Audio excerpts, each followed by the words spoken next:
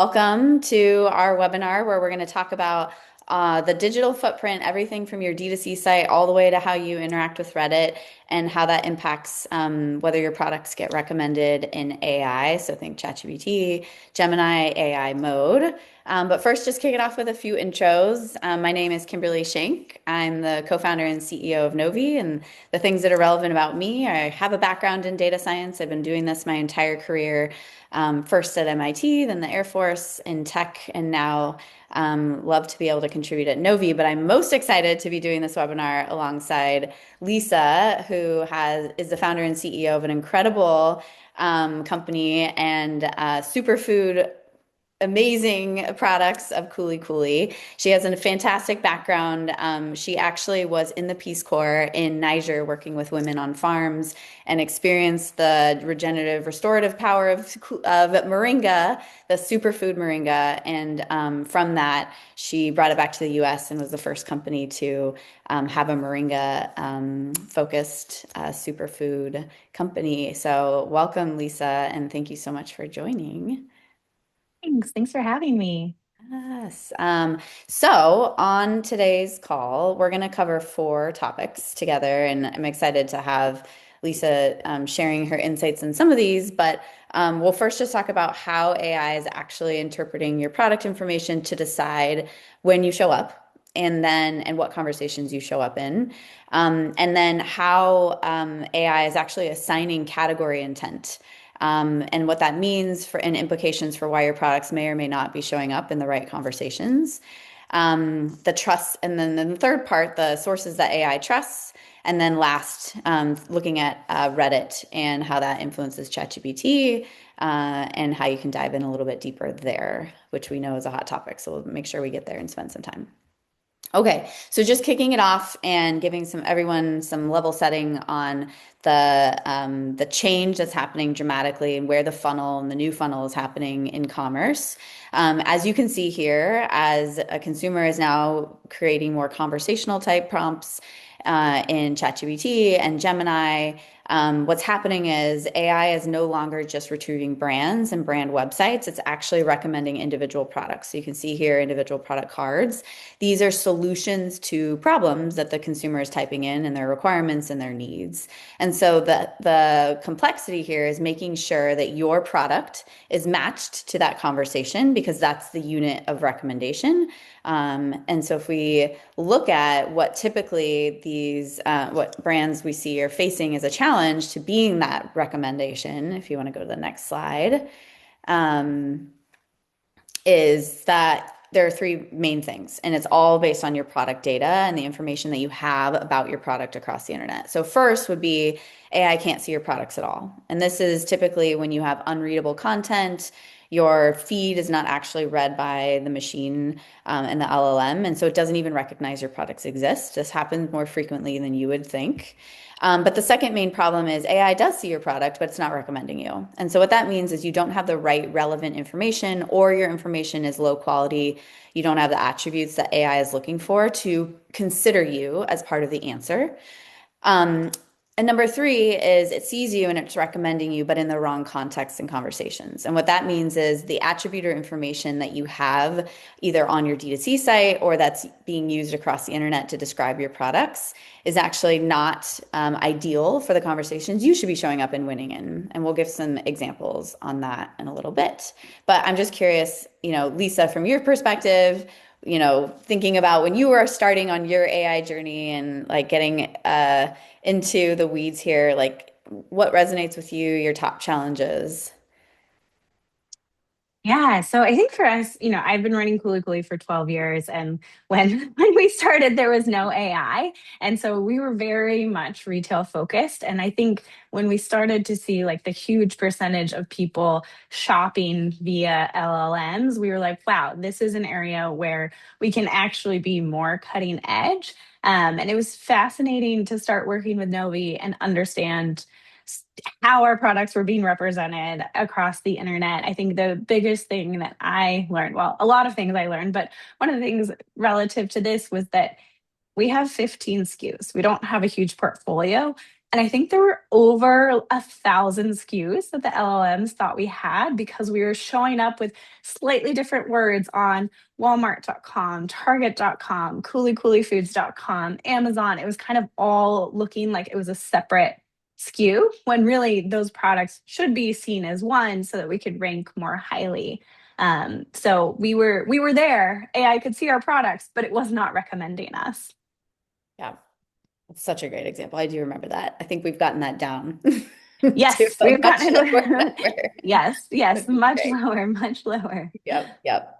So one of the things that contributes to that, and as you can see, this is an illustrative example, but a lot of the focus to date that brands and retailers have, done because of the SEO world is on copy and descriptions and beautiful words and language that a consumer would read in order to drive conversion. And yes, that's all still important, and we're not saying that, but what that means is the surfaces behind the scenes. So this would be the schema or the back-end components of your website where the LLMs are actually going to gather information about your products have largely just been neglected. And so a lot of the exercise is figuring out not only how you translate that information into the right type of information that the LLMs are looking for, but that you structure it properly and that you leverage the relevant information for the conversations that you want to show up in. So that's the majority of the exercise, but we'll talk a little bit about what that looks like.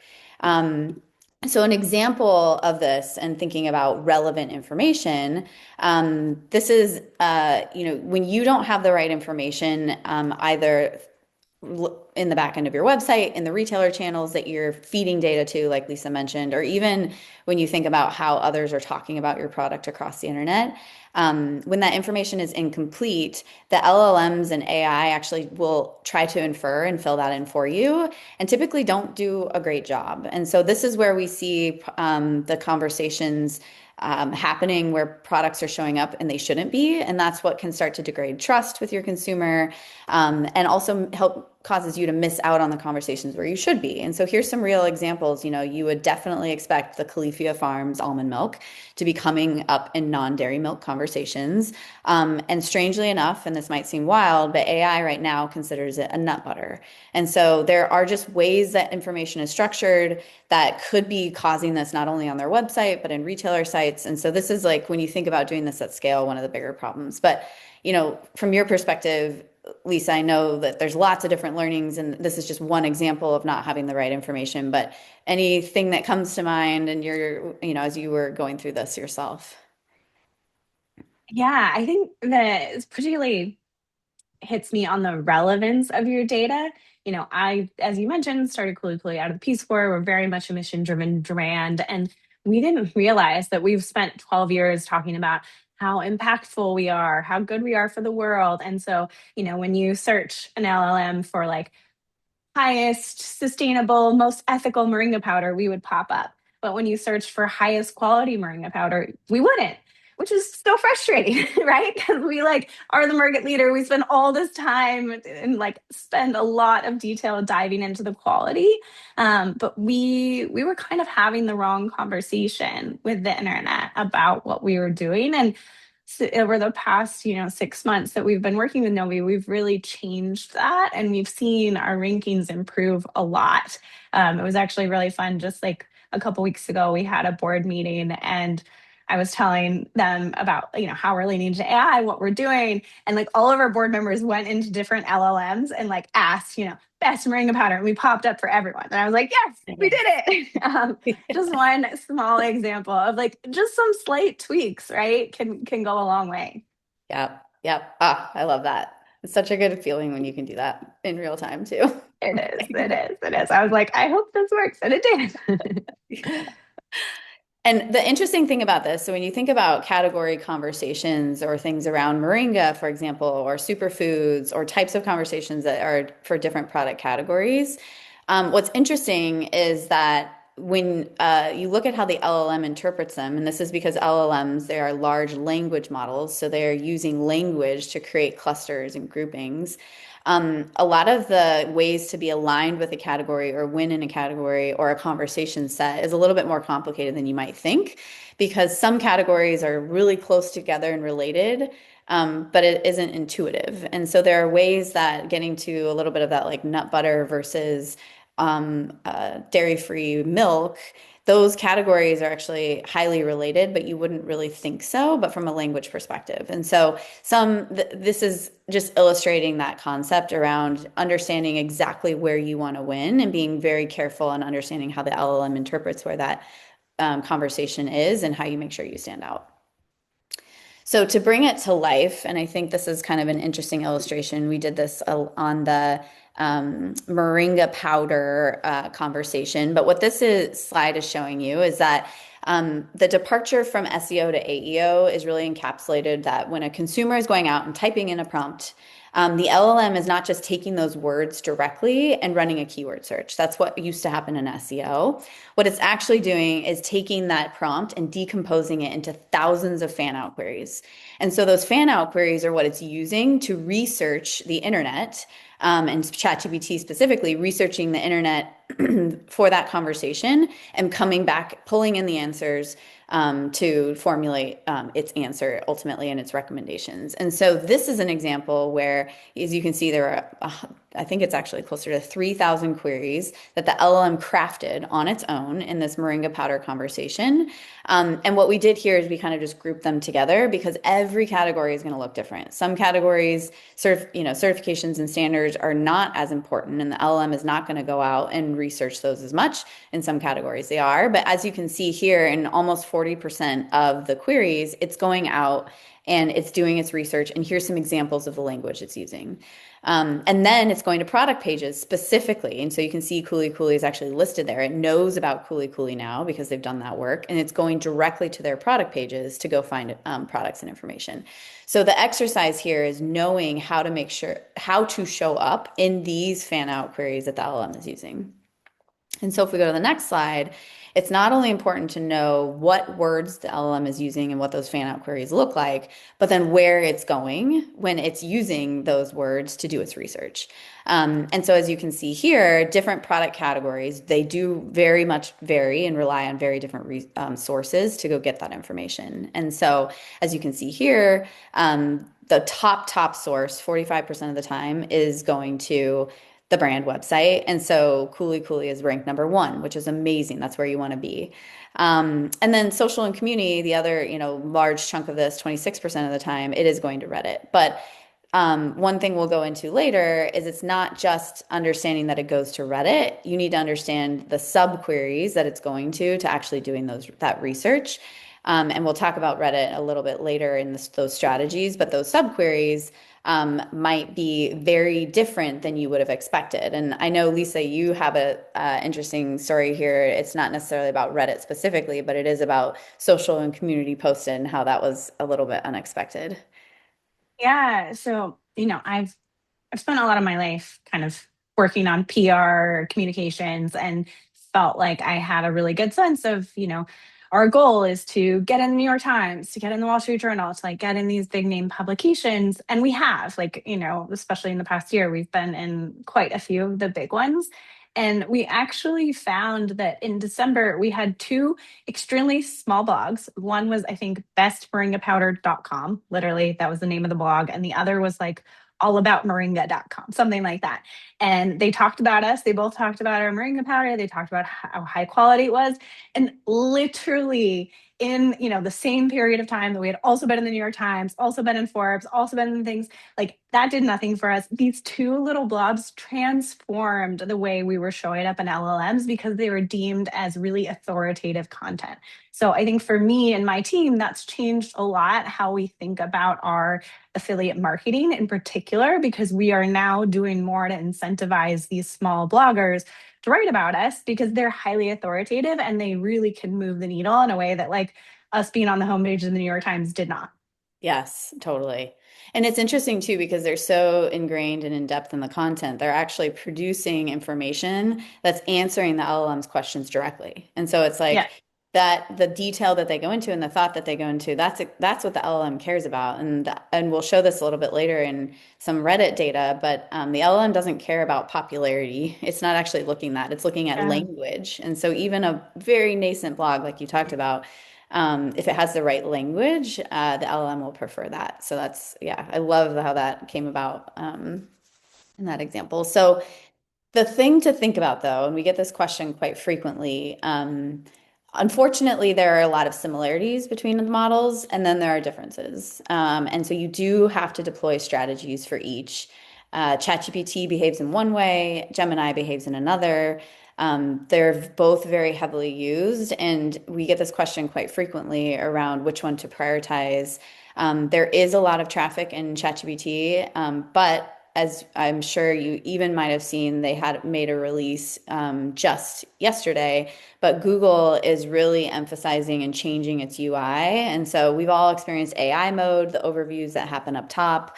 14% of queries were leveraging AI mode at the beginning of the year. A couple of weeks ago, they shifted the experience, and now 50% of queries are leveraging AI mode, and it's going to be 75% at the end of the year. So when you think about the adoption rate in Gemini, it's going to just go through the roof. And so we are talking with a lot of brands around you should have a Google specific strategy.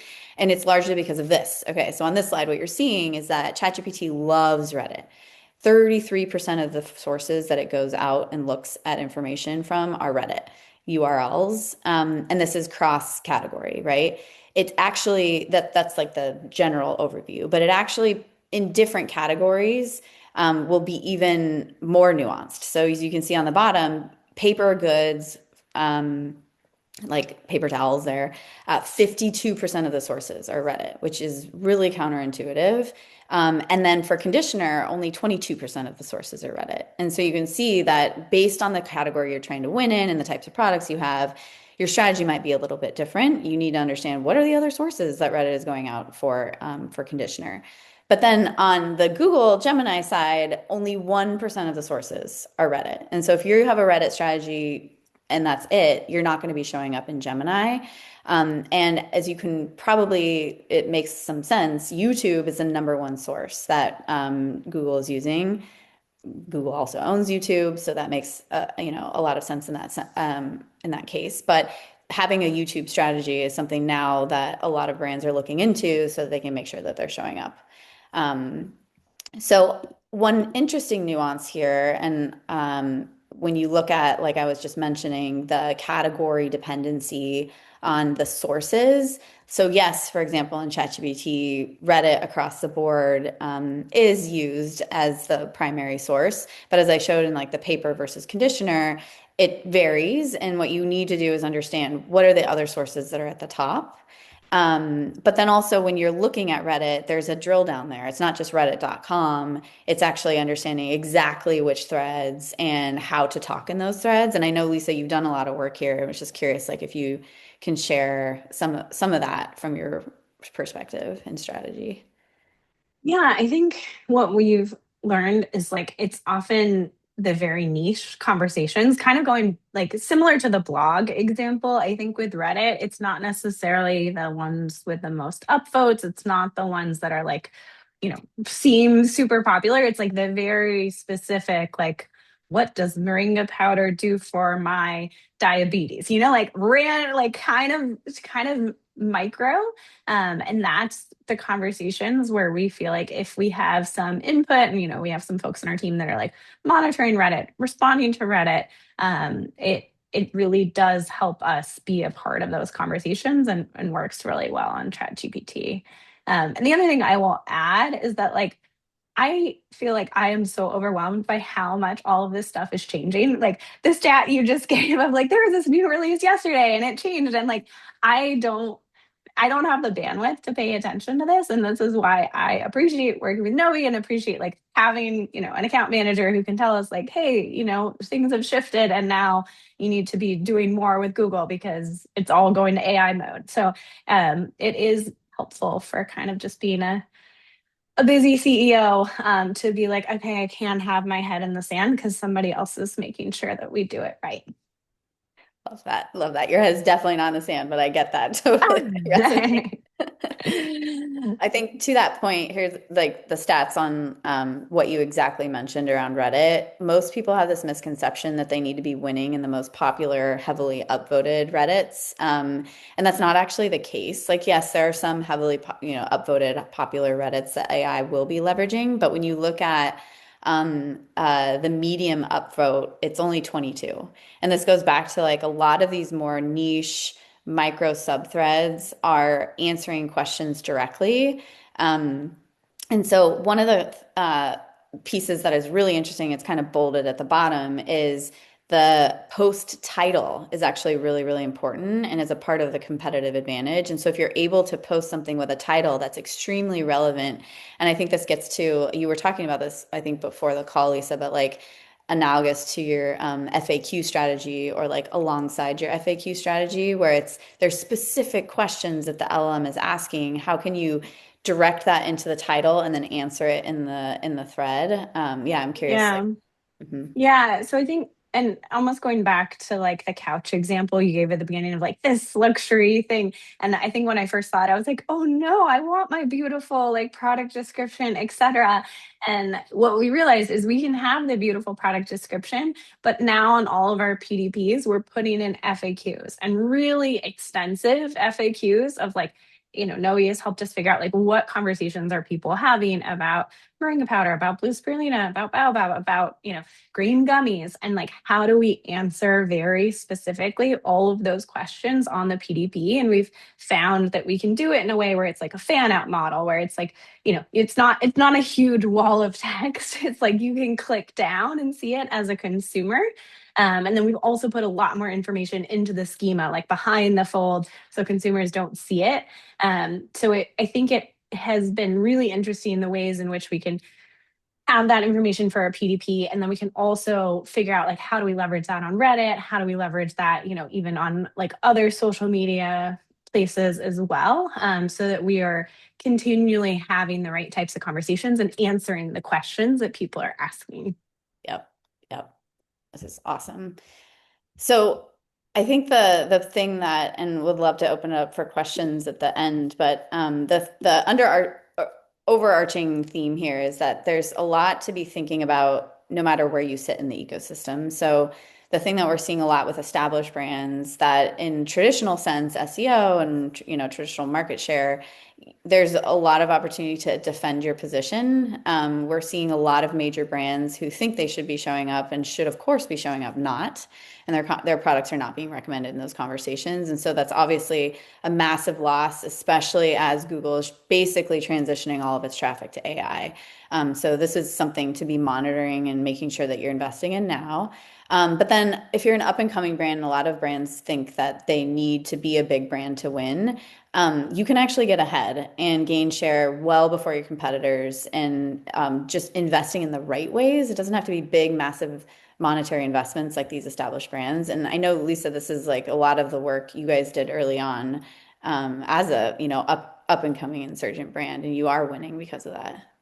Yeah, I mean, I think for us, right, like been doing this for 12 years, started as a retail brand. Like in some ways, we're so behind a lot of the D2C brands. Like, but one of the things we found is that one of our main competitors, you've probably all heard of them, Groons, they just sold for $1.2 billion.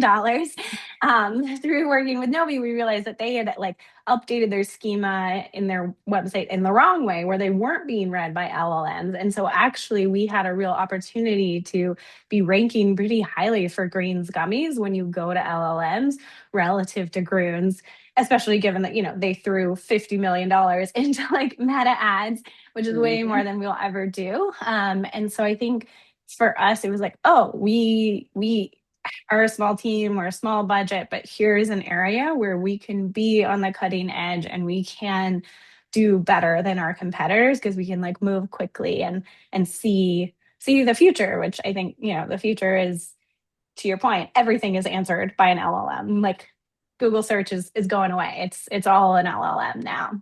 Yep, exactly. And Lisa is being very humble, but actually they were beating Groons outright. Like Groons wasn't even showing up, and Kuli Kuli is getting the top position. So it's like really cool to see how you can do that. Now And I'm waiting for someone to buy me for yes, $1.2 billion. exactly. And dollars. now So you are I just worth want to say 1.2 to the internet, I'm open. I love it. But too, on that point around investment, if you're a retailer, and this is what we're having lots of conversations with retailers on, is that you are also dependent on your brand partners to get this information right because you want, if they are selling on your shelf, you want their product to be recommended. And you want to also be obviously recommended as a place to buy that product. And so you want to be working with the brands and making investment in the brands who are investing in this. I think that's also like the future of how you get traffic to your retail website. And so just a place of like, companies like Kuli Kuli are winning. And if you want to be showing up and you want to be working with them. So that's also part of this. But I know we have just a little bit about less 3.5 minutes, 4 minutes left. But if there are questions from anyone who joined, we'd love to be able to answer them at this point. Or if you have questions for Lisa, because she's the actual operator, we'll keep open the chat. Let me see if there's any questions that come through. Oh, let me see. Oh, yes. Cost to work with Novi. Great question. It depends on the number of SKUs, obviously, that you have, but for a brand like Kuli Kuli size, it's $2,000 a month. And then it goes up from there if you have hundreds, thousands of SKUs. And that's where the additional costs will come into play. But would love to obviously share more about that if you are interested. Please just reach out to us. Any other questions? We have a couple of minutes. You have access to a expert here. I think you're the expert, not me. Ah. Oh, here's another question. Something that brands can do right now for impact. Ah, very interesting.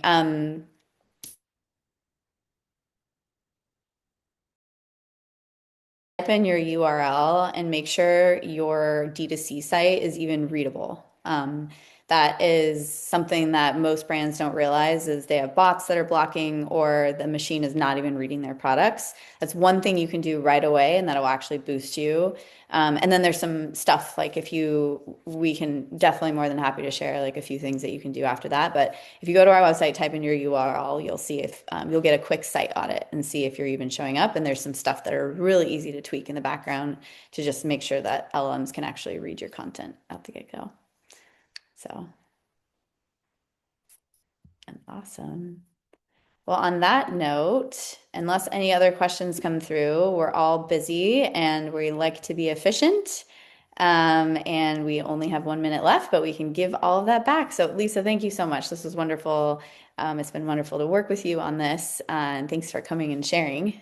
Yeah, thanks for having me. I feel like I learned something new every time you talk. So I was taking notes too. Oh, I love that. Love that. All right, everyone, have a wonderful day. Take care. Bye.